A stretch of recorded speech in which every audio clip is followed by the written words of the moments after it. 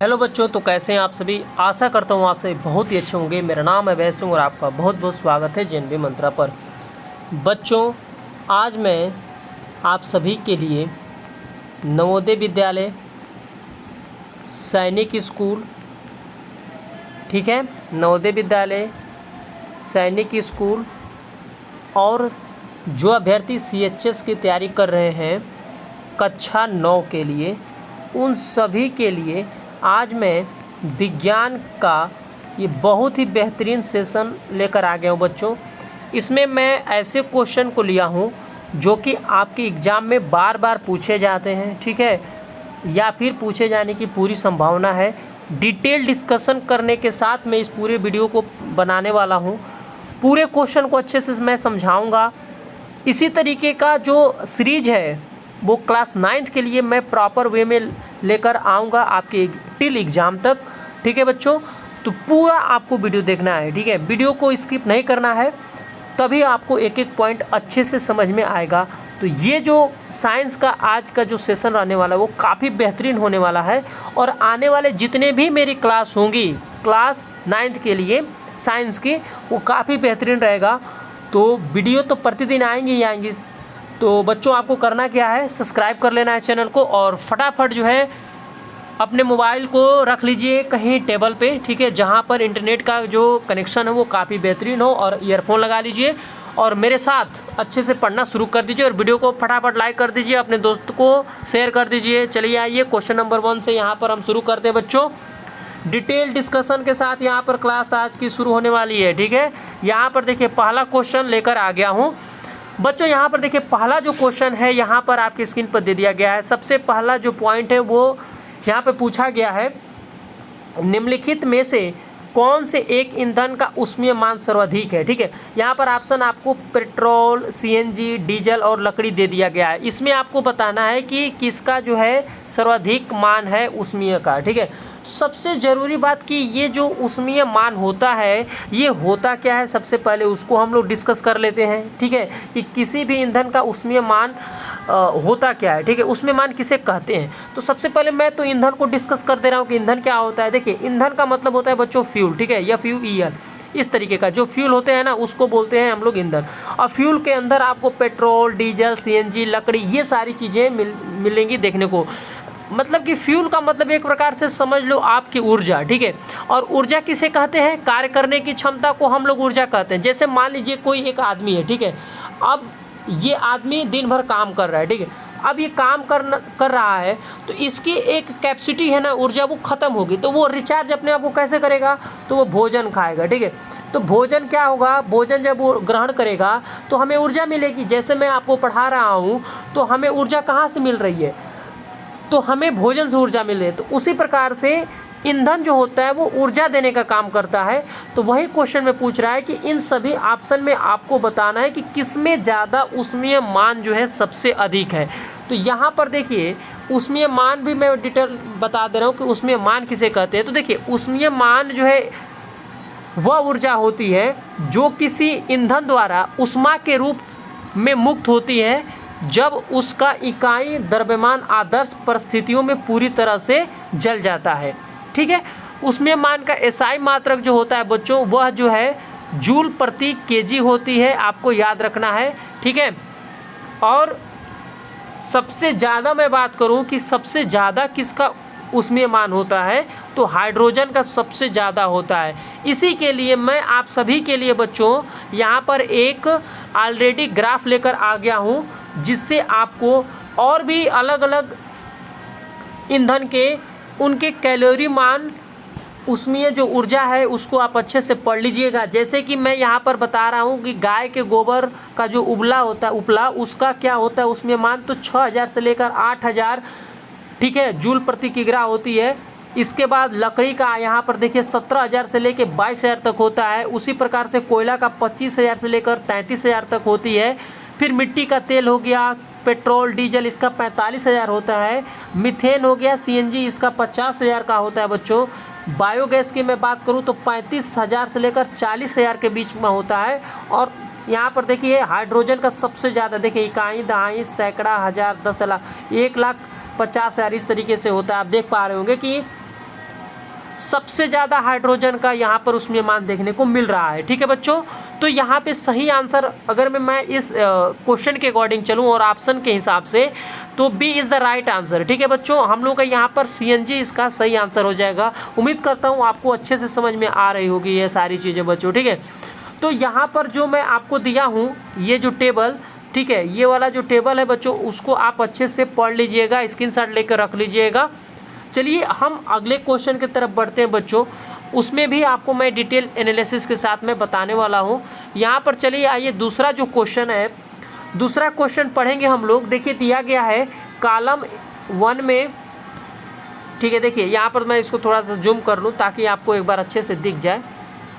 देखिए दिया गया है बच्चों, कॉलम 1 में पेट्रोलियम के कुछ संगठक हैं और कॉलम 2 में उनके उपयोग दिए गए हैं।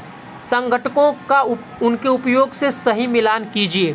अब यहाँ पर देखिए कि जैसे एक तरफ जो है कुछ पेट्रोलियम के पदार्थ दे दिए गए हैं और वह किस में यूज होते हैं, उनका प्रयोग क्या होता है वो हमें बताना है बच्चों। ठीक है, तो इधर आपके पेट्रोलियम के कुछ सामान दे दिए गए और इधर उनके यूज दे दिए गए हैं, तो हमें ये बताना है कि इसका प्रयोग कहाँ होता है। ठीक है, तो चलिए इसको मैं थोड़ा सा जूम आउट कर ले रहा हूँ ताकि आपको और बेहतरीन तरीक़ा से मैं समझाने का कोशिश करूँगा। ठीक, ओके बच्चों, तो यहाँ पर देख लीजिए। सबसे पहले तो यहाँ पर देखिए लिखा है पैराफिन मोम। ओके बच्चों, तो पैराफिन जो मोम होता है ना, इसका प्रयोग हम लोग देखेंगे कि किसके लिए होता है। तो इसका प्रयोग बच्चों होता है आपका वैसलीन बनाने के लिए। ठीक है, वैसलीन जो होता है ना बच्चों, उसके लिए इसका प्रयोग किया जाता है, वैसलीन बनाने के लिए। ठीक है, मोम का प्रयोग। फिर इसके बाद बिटुमेन है, तो बिटुमेन का प्रयोग होता है आपका ये पेंट बनाने के लिए। ठीक, इसके बाद डीजल का प्रयोग होता है भारी मोटर वाहनों का, ये ईंधन है, सब लोग जानते हैं।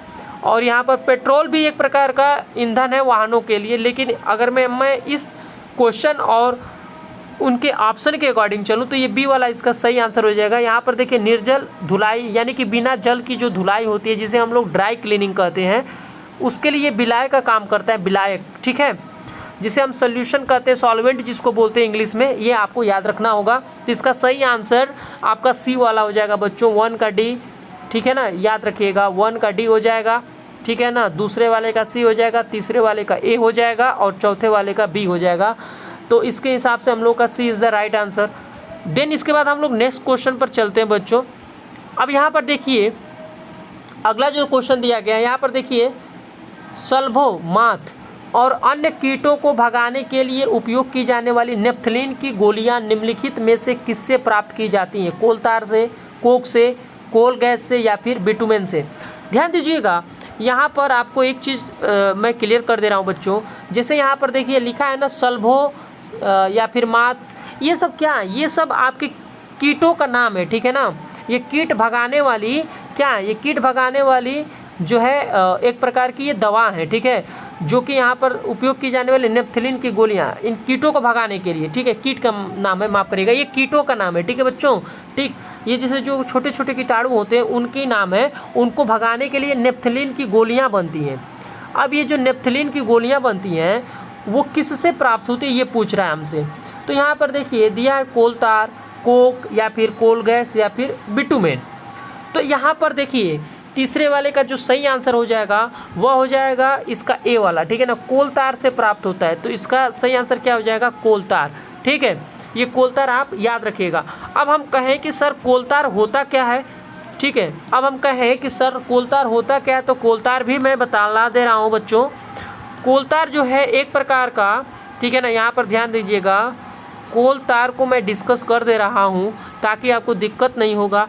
कोलतार जो है एक प्रकार का एक जो है गाढ़ा, ठीक है ना, याद रखिएगा, गाढ़ा कलर ये आपका तरल पदार्थ होता है। ठीक है ना, लिक्विड टाइप जिसको बोलते हैं। ठीक है ना, ये जो है ये लिक्विड होता है ब्लैक कलर का, जो कोयला के प्रसंस्करण का उत्पाद होता है। एक प्रकार से यह कोयला का ही ये आपका पदार्थ होता है। ठीक है ना, उत्पाद होता है। ठीक, याद रखिएगा इस चीज़ को। चलिए अगले क्वेश्चन की तरफ हम लोग बढ़ेंगे। यहाँ पर देखिए बहुत ही प्यारा क्वेश्चन आ गया और आप सभी के लिए मैं डिटेल एनालिसिस करने के लिए यहाँ पर इमेज भी लगा दिया हूँ, कितना प्यारा इमेज है आप देख लीजिएगा। ठीक है, यहाँ पर पहले तो क्वेश्चन हम समझा दें आपको, तभी अच्छे से समझ में आएगा कि यहाँ पर पूछ क्या रहा है। देखिए क्वेश्चन में पूछ रहा है बच्चों यहाँ पर, जल में निम्नलिखित में से किस तत्व की अनुपस्थिति होने पर टेडपोल वयस्क मेढक नहीं बन सकता।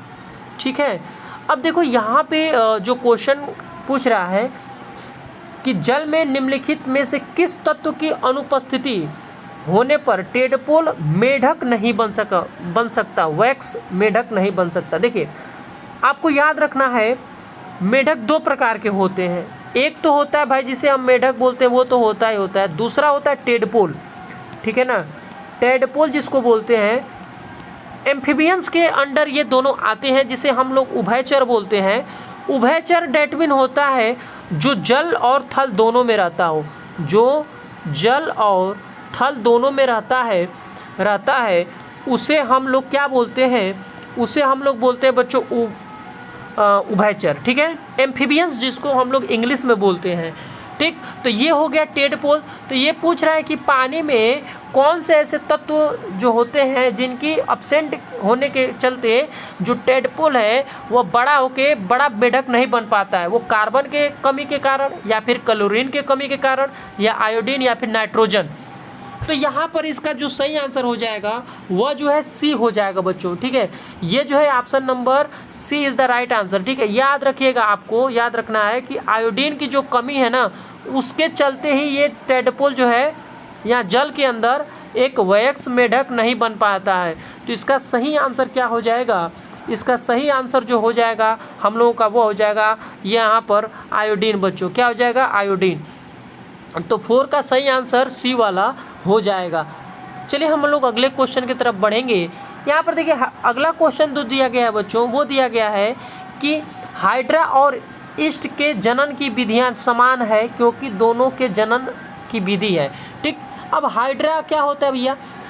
ठीक है, अब हाइड्रा और हम लोग ईस्ट को समझ लेते हैं।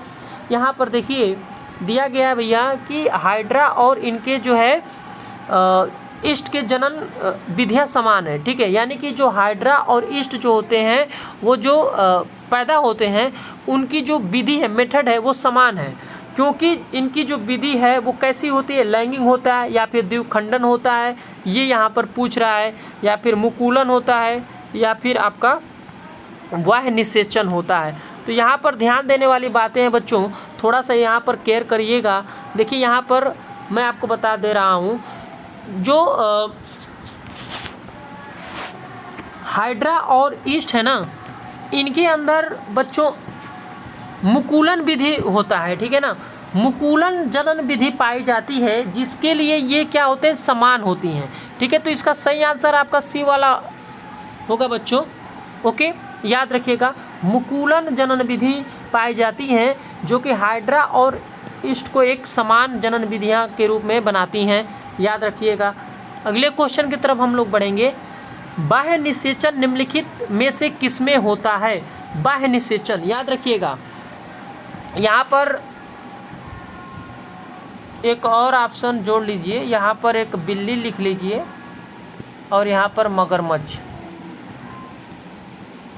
ठीक है, अब यहाँ पर पूछ रहा है कि बाह्य निषेचन निम्नलिखित में से किसमें होता है। तो बाह्य निषेचन यहाँ पर तब होता है बच्चों जब अंडाणु और शुक्राणु मादा मेढकी के शरीर के बाहर मिलते हैं। तो इसके अंदर तो यहाँ पर क्या होगा, यहाँ पर तो मेढक हो जाएगा भैया।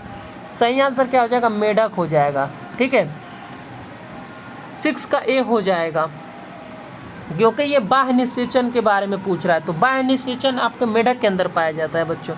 चलिए आगे बढ़ेंगे हम लोग। देखिए दिया गया है कॉलम 1 को मानव मादा जनन तंत्र के अंगों का मिलान और उनके कार्यों का नाम लिखिए। जैसे यहाँ पर देखिए लिखा है अंडाशय, फेलोपिनियन नालिका और गर्भाशय, इन सभी का ये हमें मिलान करना है। ये बायोलॉजी का क्वेश्चन है बच्चों, थोड़ा सा यहाँ पर देखेंगे अच्छे से। ये पूछ रहा है कि मानव जो मादा जनन तंत्र है इसका ये नाम दे दिया गया है और ये ऑर्गन का नाम है। ठीक है, याद रखिएगा, जो मादा जनन तंत्र है एक प्रकार से इनका आर्गन का नाम दिया गया है, और दूसरे तरफ जो है इसके वर्क को दे दिया गया है कि इनका काम क्या होता है।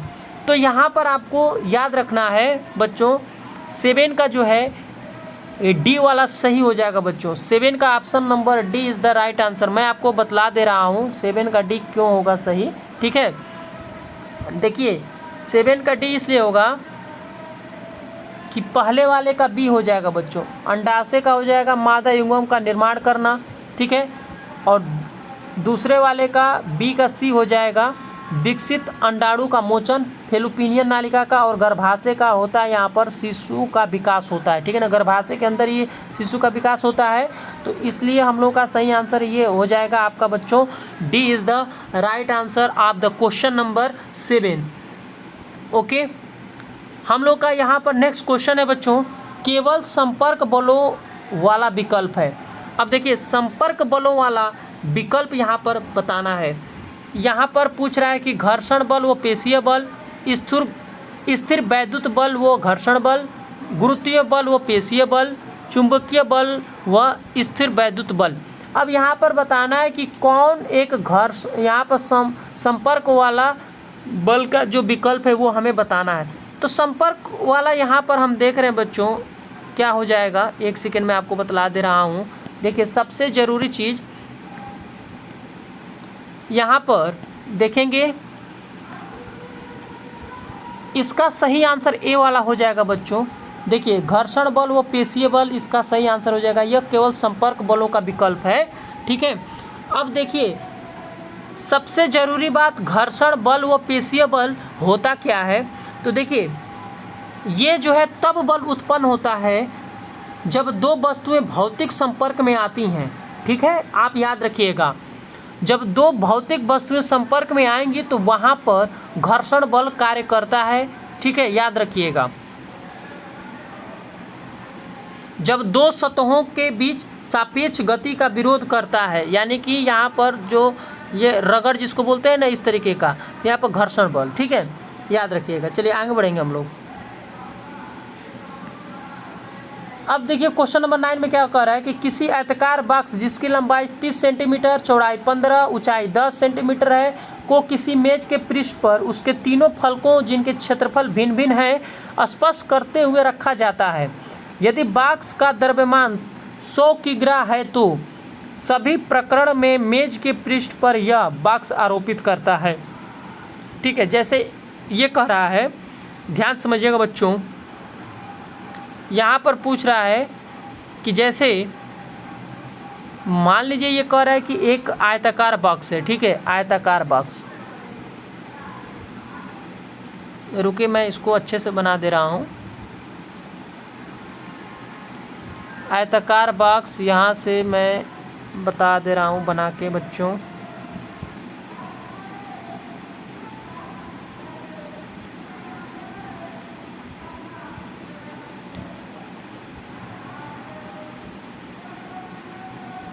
ठीक है, देखिए ये हम लोगों का एक हो गया आयताकार बॉक्स, ओके। अब यहाँ पर जिसकी लंबाई 30 सेंटीमीटर, चौड़ाई 15 और ऊंचाई 10 सेंटीमीटर है, लंबाई चौड़ाई ऊंचाई, ठीक है। अब यहाँ पर इसके तीन फलकों जिनके क्षेत्रफल भिन्न भिन्न है किसी मेज के पृष्ठ पर, ठीक, स्पर्श करते हुए रखा जाता है। तो यहाँ पर देखिए 9 का बी वाला हो जाएगा बच्चों, समान प्रणोद बल, यानी कि समान बल परंतु विभिन्न दाब, ये आपका सही आंसर हो जाएगा, बी वाला सही आंसर होगा, ठीक है। चलिए अगले प्रश्न की तरफ हम लोग बढ़ेंगे बच्चों। देखिए लिखा गया है निम्नलिखित में से सही कथन चुनिए। घर्षण बल वस्तु के आकार और द्रव की प्रकृति पर निर्भर करता है, या फिर किसी वस्तु पर लगने वाला घर्षण बल जिस तरल में वह गति कर रहा है उस तरल के सापेक्ष वस्तु की चाल पर निर्भर करता है। आपको इसमें सही आंसर बताना है, तो इसका सही आंसर ए वाला हो जाएगा बच्चों, 10 का ए। घर्षण बल, याद रखिएगा, घर्षण बल वस्तु के आकार और द्रव की प्रकृति पर निर्भर करता है, ठीक है, याद रखिएगा, ठीक। क्योंकि घर्षण बल सदैव गति की दिशा में कार्य करता है, यह कथन भी गलत है। ठीक है, याद रखिएगा, ये हमेशा ए वाला सही हो जाए, क्योंकि घर्षण बल वस्तु के आकार और द्रव की प्रकृति पर निर्भर करता है। अब इसका answer A is the right answer. Okay, तो ये आपका लास्ट क्वेश्चन था बच्चों, जिसको कि मैंने डिस्कस कर दिया। तो इस तरीके का जो क्लास है वो प्रत्येक दिन एक बेहतरीन क्लास के साथ मैं आपको उपस्थित रहूँगा बच्चों। तो चैनल को सब्सक्राइब कर लीजिए। ठीक है, और जो अभ्यर्थी कक्षा 6 के लिए भी तैयारी कर रहे हैं तो उनके लिए भी मैं बतला दे रहा हूँ, कक्षा 6 के लिए भी, ठीक है, कक्षा 6 के लिए भी इस चैनल के माध्यम से मैं तैयारी कराने वाला हूँ। और यह नवोदय विद्यालय, सैनिक स्कूल, CHS सभी एंट्रेंस एग्ज़ाम जो क्लास 6 और 9 से रिलेटेड है उन सभी के लिए फ्री में क्लास चलेगी। इसकी कोई पैसा नहीं देना है, आपको 1 रुपये नहीं खर्च करना है बच्चों, केवल चैनल को सब्सक्राइब करके रख लेना है। और जिम्मेदारी मेरे ऊपर है बच्चों आपकी तैयारी का। प्रतिदिन आप सभी के लिए क्लासेस आएंगी, आपको परेशान नहीं होना है, चैनल को बस सब्सक्राइब करके रख लीजिए। तो मिलते हैं अगले वीडियो में, तब तक के लिए थैंक यू एंड जय हिंद मेरे प्यारे बच्चों।